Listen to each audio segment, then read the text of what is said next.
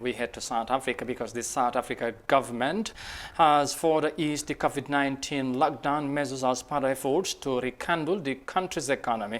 The Rainbow Nation is the hardest hit country in Africa, but a new plan is expected to further open up business activities.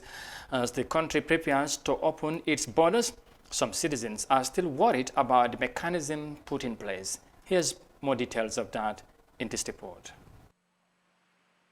Ramaphosa reminded South Africans that more than 15,000 people had died and over 65,000 had been infected in that time.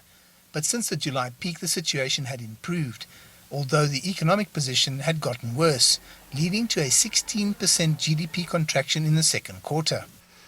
Just as we have acted together to defeat this virus, we must roll up our sleeves and get to work rebuilding our economy. We have a mammoth task ahead of us.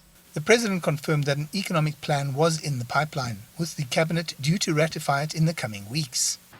What worries me in hearing about a new plan is that we've had lots of plans in the past, and those plans have consistently fallen short of promise, and in recent years that difference between promise and delivery has got wider and wider. As the country prepares for the new normal, there was also good news for the international tourism sector.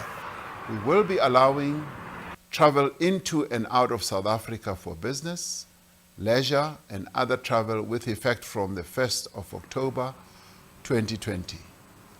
This is subject to various containment and mitigation measures. Travel may be restricted to and from certain countries that have high infection rates. A list of those countries will be published, and it will be based on the latest scientific data that we will be able to get. We're cautiously optimistic because we do know that there's a lot of detail that still has to come out. And so therefore, one of the things that we're looking for is we know that the individual ministers will be making presentations and will be issuing directions to support the level 1. So an important aspect for us is to determine what is on the list in terms of the states that are going to be allowed to fly in here.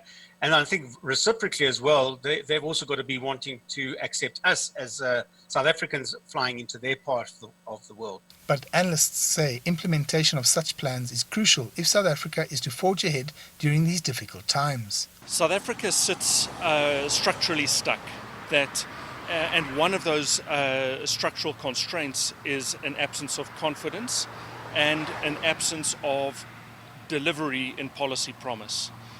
Both of those capabilities sit in the hands of the policymakers. The President has called for South Africans to roll up their sleeves because we need to get that economy kick-started again.